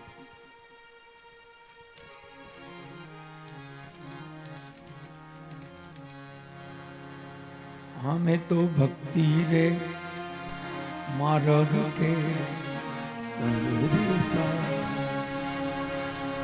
મેં તો ભક્તિ રે માર્ગ કે મને ધોળ કીર્તન કેરો રંગ રે લાગ્યો, મને ધોળ કીર્તન કેરો રંગ લાગ્યો. ભક્તિ ભક્તિ ભક્તિ ભક્તિ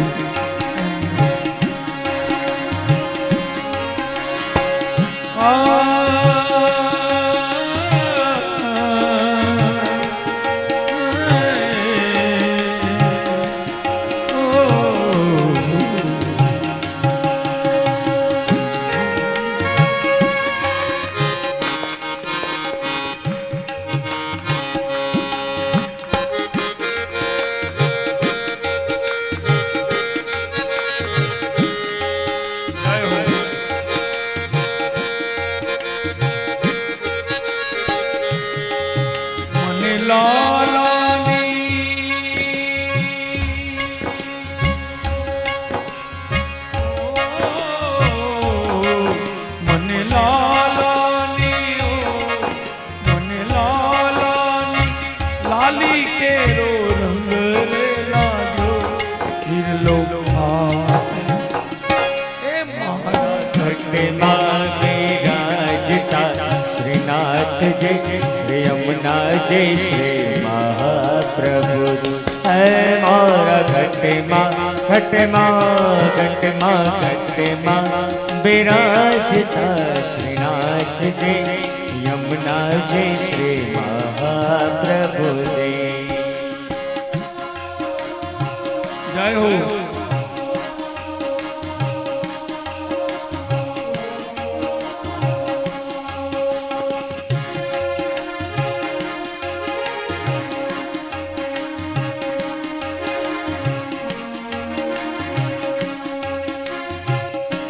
આ ભક્તિ માર્ગ છે ભગવાનની પાસે ગાવું રમવું નાચવું પ્રેમથી પુકાર કરવો આ ભક્તિ માર્ગ છે અને આપણે એમાં જ હાલી એમ છીએ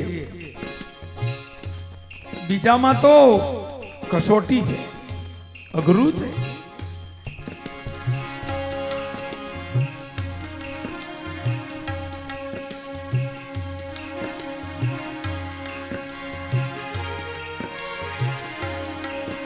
તો નિત્ય વિઠ્ઠલ હો તો નિત્ય વિઠ્ઠલ વરની સેવા રે કરો તો આઠે સમા તેરી ઝાંખી રે કરું હું તો આઠે સમા તેરી ઝાંખી રે કરો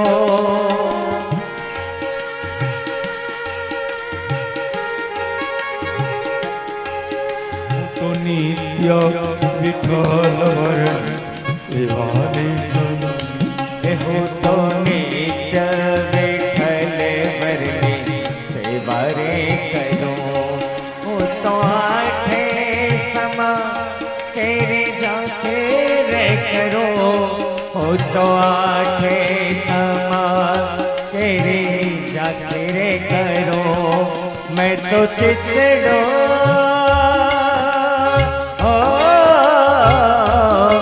मैं तो चिचड़ो श्रीनाथ जी ने शरण जीवन सफल कर मारा घटમાં विराजता श्रीनाथ जी यमुना जी श्री महाप्रभु जी हे मारा घटમાં विराजता श्रीनाथ जी यमुना जी श्री महाप्रभु जी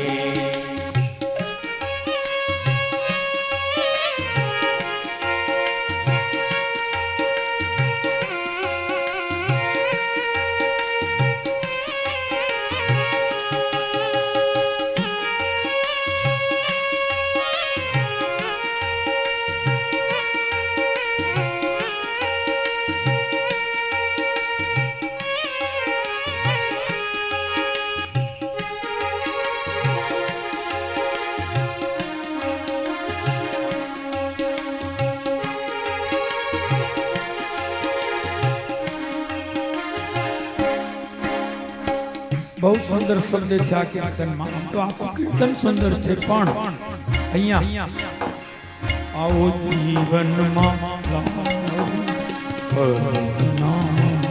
हे आवो जीवन मालावो फरे कदे ना मरे आवो जीवन मालावो फरे कदे ना मरे बारे बारे मनव देह कदे न मरे बारे बारे मनव देह कदे न मरे फेरो नखरे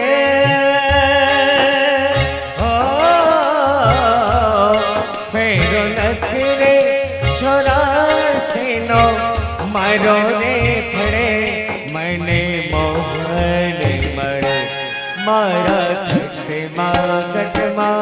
ઘટમાં વિરાજતા શ્રીનાથ જે યમુના જે શ્રી મહાપ્રભુજી